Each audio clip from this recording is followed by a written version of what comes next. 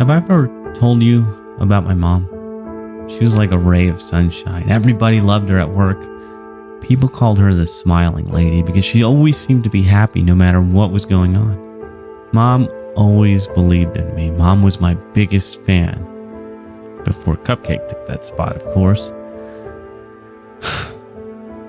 That's why it was such a big surprise to all of us in June of 2003 when she took her own life. To this day, we really don't know why she did that, but I take it as one of the most precious lessons I've ever received, because we have to really be present and enjoy every moment that we have the people that we love around us. You know, look, I'm not mad about what my mom did. I feel bad because I didn't really know what was going on with her, and I can't imagine the pain she must have been, and I can't imagine what she must have been covering up with that big smile of hers. After she died, I fell into a deep depression. I had trouble getting up in the morning. I didn't want to go to work. I didn't want to do anything. I let the depression take hold of me for a year. Each day was worse than the one before. I was working from 7 in the morning to 3:30 in the afternoon, filthy, sweaty, miserable for a tiny little paycheck, and I had nothing to look forward to in my life. When I finally came to grips with the loss of my mom, I began rethinking everything. Mom and Dad, they didn't really have too much. They worked their entire lives and they had a house with a mortgage, some old cars they paid off, no savings, no retirement, no plan for their future. So a year later, after I finally got my sack back, I channeled all that rage, all that pain, all that hate, and focused on one thing. I hated my job. I hated driving to work. I hated answering to stupid guys who told me what to do all day long. That's when I decided to change everything. In May of 2004, I quit my job as an electrician and I signed up to get my real estate license. Within a couple weeks, I had my license. I started working as an agent, and I had always wanted to be an investor. In fact, for 2 years before I quit my job, I knew that real estate was going to be the only way for me to escape my blue-collar prison. I got my real estate license for 2 reasons. 1, learning. I knew there was no better way to learn than how I did as an electrician. On-the-job training, apprenticing, being there as an agent in the game was going to be the best way for me to learn. Number 2, I figured since I was already going to be an agent and I was already going to be involved, that putting myself in direct contact with the public, we talked about this last episode, putting myself in direct contact with the public was going to be where I could score some deals, where I could meet people, where I could figure out if there was opportunities for me to buy property. So back then, the market was red hot. You didn't really need much to get started. People were just snapping up houses like nobody's business. And it didn't take too long for me to close my first deal. $100K, all cash. It was quick and easy. And I ended up with a fat commission check of $2,500. Boom. I hit the jackpot. Doing electrical work, I didn't even make that kind of money in an entire month. From there, I was off to the races. All right, now that I've shared way too much information, I figured it's about time we get into the meat and potatoes I've cooked up specially for you today. Some people might consider me lucky because I can pick up the phone and call any one of my A-list buddies. And not only will they pick up the phone, they'll even chat with me. And sometimes, most times, they want to talk to me more than I want to talk to them. But it wasn't always that way. There was a time not too long ago when no one knew who I was. I wasn't as successful as I wanted to be. I was stuck and frustrated because I felt like I was doing all the right things, but I wasn't making the progress I needed so I could take care of my family the way they deserve. Today, you're going to find out how you can literally fail your way to success. Then you'll get a way to accelerate your progress straight from the Renaissance age. And then we'll wrap up with 3 questions you must ask yourself daily to explode your progress. I want to start off today with a quote from Jane Fonda. Yeah, Jane Fonda's workouts. If anybody remembers that, maybe I'm dating myself. You don't learn from your successes. You don't learn from awards. You don't learn from celebrity. You only learn from wounds and scars and mistakes and failures. Whew. Thank you, Jane. The other day I was reading about self-guided torpedoes in Maxwell Maltz's cult classic, Psycho Cybernetics. And I'm sure you guys have heard this before, but I love it. So I'm going to share it again. It's super interesting how these things work. Their goal is to reach the enemy ship and destroy it. The torpedoes are equipped with a propulsion system which moves them forward towards their target. They also have sensing mechanisms, radar, sonar, etc., which keep them informed of their target. These sensing mechanisms keep the machine informed when it's on the correct path, positive feedback, and when it makes an error and gets off course, negative feedback. The machine doesn't respond to positive feedback because it means that it's doing the right thing. But when it's off course and gets negative feedback, it makes an adjustment to get back on course. The torpedo accomplishes its goal by moving forward, making errors, and continually correcting them.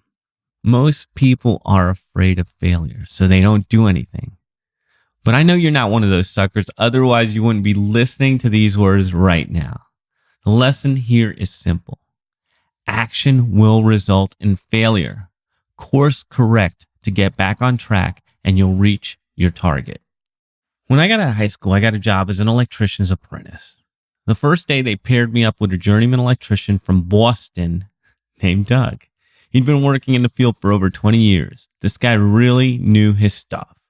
Everywhere Doug went, I went. He knew what had to be done, and I helped him get it done. While he was working, he would explain to me exactly what he was doing. Then he'd let me try it. Before meeting Doug, I had never worked on a job site. I had never read a blueprint. I didn't know anything about electrical work, and I came in completely green. All I had was an ability to listen, learn, and execute. If I was left to figure things out all on my own, it could have taken me years. But luckily, they put me together with Doug, who had experience and was able to share it with me one little bit at a time. As he taught me, I applied it, and this boosted my momentum because I was doing what I was being taught. It worked faster, and it was ingrained in me quicker. This is why you gotta seek out masters who are ahead of you. Learn from them. Apply what you learn and get some feedback. If it works, keep doing it. Make it your own. If it doesn't work, make a course correction and get some more feedback. In December 2014, I was coming off my second 6-figure year online. Woohoo! Chump change now, right? I was happy about it, but I wasn't satisfied. I wanted to see what I could do to take my business to the next level. That's when an opportunity came up to join a high-level business owner's mastermind. Everything sounded good except for the investment.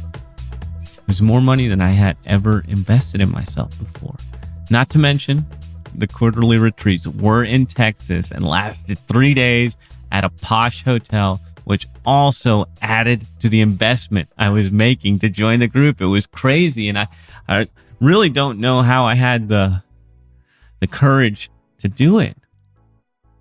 But what scared me more than this big investment was spending another year stuck at the same level I had been for the last 2 years. I knew I needed to get some perspective on my business. I knew this opportunity came up because I was ready for it. And it took a little convincing, but when I finally got Cupcake on board, I pulled the trigger and made it happen. And boy, am I glad I did. Otherwise, we might not be talking right now. When I finally got to the first retreat, I was 100% focused on growing my real estate training business. I got to the room the first morning and I was super excited to be there. I couldn't wait to see who else was there. And I wasn't disappointed. I was sitting amongst businesses doing millions in revenue per year. In fact, my business was one of the smallest and newest in the room. Some of these players had been around for years. One business was even doing $10 million a year. I knew it right then that I had made the right decision to elevate my game. The first retreat, I talked about the real estate training business, and no one seemed interested. But on each break, people would come up to me and talk to me about podcasts I was doing with Ben Settle and Dover and Dan. They loved these shows and they wanted to know more about them. The second retreat, the same thing happened. People kept pulling me aside to talk about podcasting. I never thought of podcasting as a business. I just wanted to record the conversations with me and my buddies who had helped me so much. I knew that if I got them on tape, we could help a lot more people who listened. That's why I always tell people, the podcast factory started by accident. It was me having fun with my friends. After the second retreat, I talked to Cupcake about all the interest people had in the podcast factory, and we realized quickly the real opportunity was in podcasting, not my real estate training biz. In June of 2015, I realized I needed to make a course correction. That's when I decided to wind down the real estate training biz so I could focus on the podcast factory. 6 months later, in December of 2015, we completely shut down the real estate training biz, and I was 100% focused on the podcast factory. If I hadn't made that big, scary investment and put myself in that room, I might not have realized that podcasting was my calling. That's why you got to get uncomfortable sometimes. That's when the real growth happens. The quickest way to boost your momentum is to find people doing the things you want to do who are further along than you and learn from them. This can be scary, especially when you're doing something new, but it's critical to your growth and your success.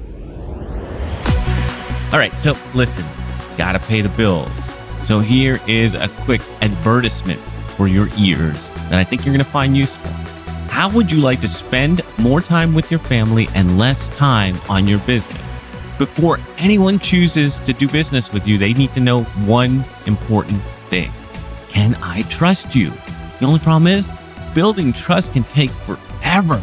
And I know you don't have that kind of time, but what if there was a way to build trust in minutes instead of years? You'd want that, wouldn't you? Good news, buckaroo. That's exactly what you'll get inside my digital daddy's toolkit.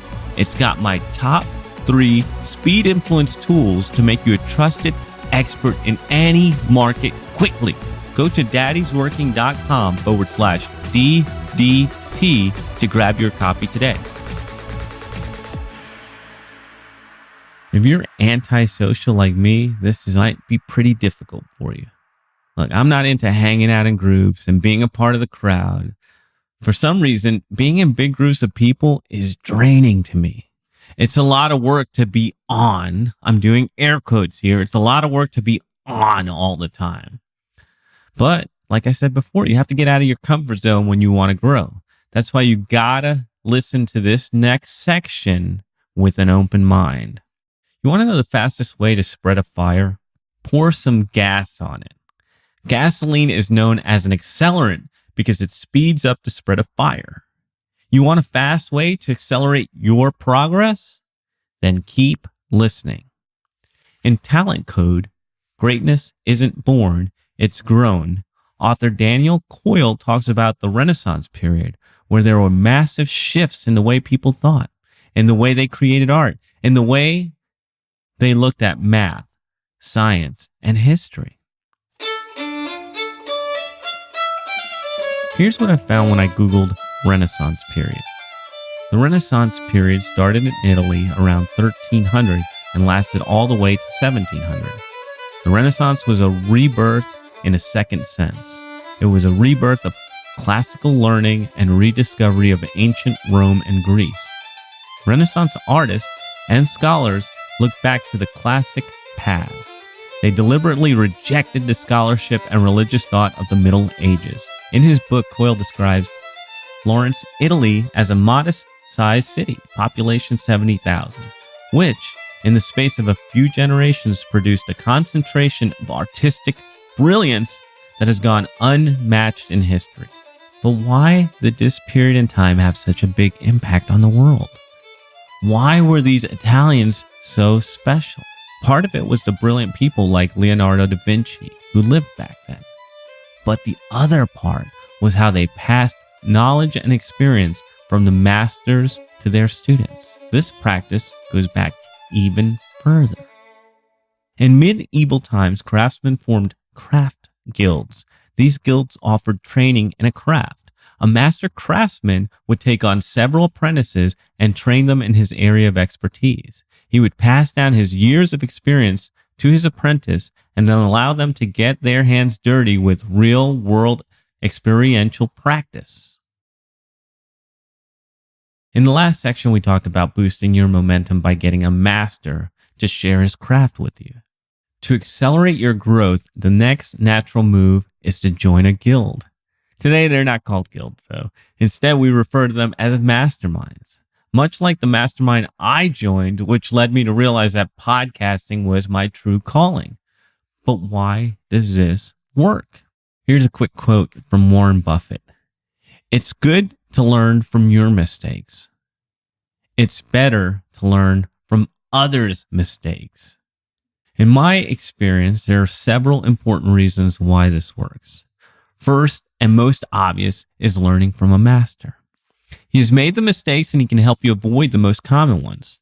Next is the group aspect. Being in a group makes you more accountable because you know people are watching. Plus, you can look over the shoulder to see what other fellows are doing, to glimpse their mistakes and how they handled them. My personal favorite is that being in a group usually sparks a competitiveness. If you're smart, you leverage that to accelerate your progress. So quick recap here. To make a fire spread faster, pour an accelerant on it. To accelerate your growth, you have to find a master to work with and become a part of a guild of like-minded people working on similar goals. This group aspect will accelerate your growth more than anything else could.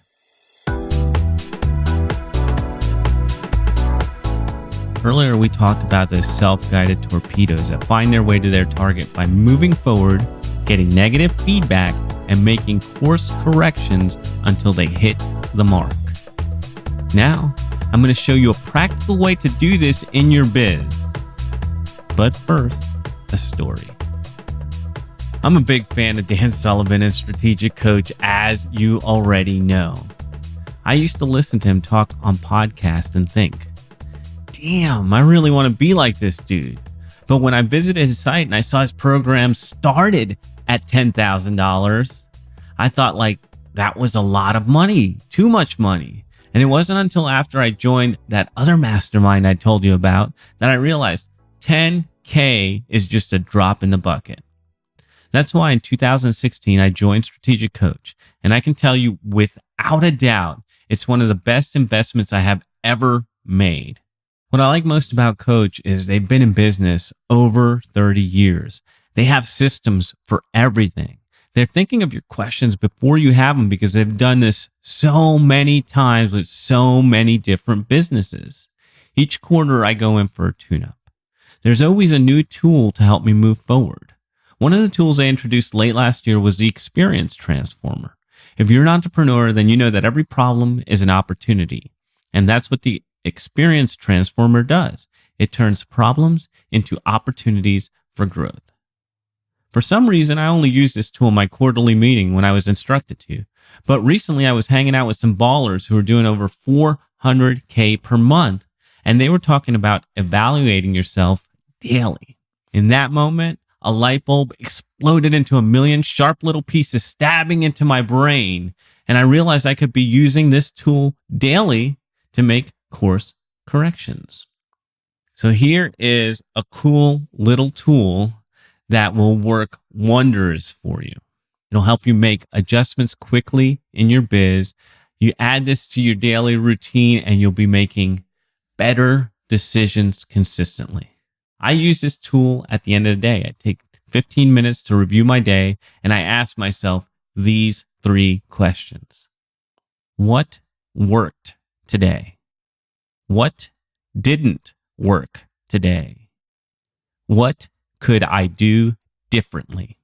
So if you're wondering how this tool works, first, by reviewing your day, you have a chance to reflect.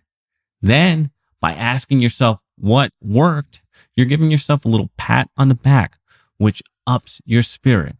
After that, it's a great time to look at what didn't work so you can make an adjustment. And the last part, where you ask yourself what you can do differently, is your chance to make a course correction. And that's why I call this tool my course corrector tool. So let's review that really quickly. What worked today? What didn't work? What could I do differently? Check out this quote from Preston Eli. Realize the truth. No one, and I mean no one, not the Pope, not the president, and maybe not, but possibly Richard Branson, is better than you.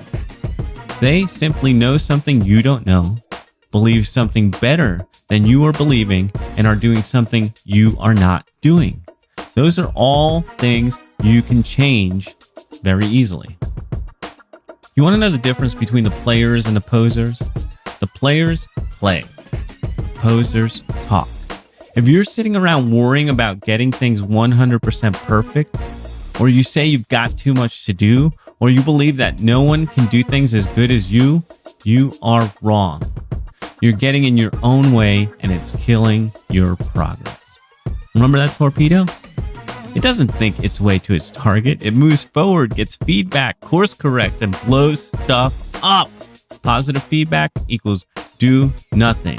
Negative feedback equals make an adjustment to get back on course. The entire time moving forward. Your ability to imagine your future and propel yourself towards it is what separates you from all other animals on the land, in the sea, in the air.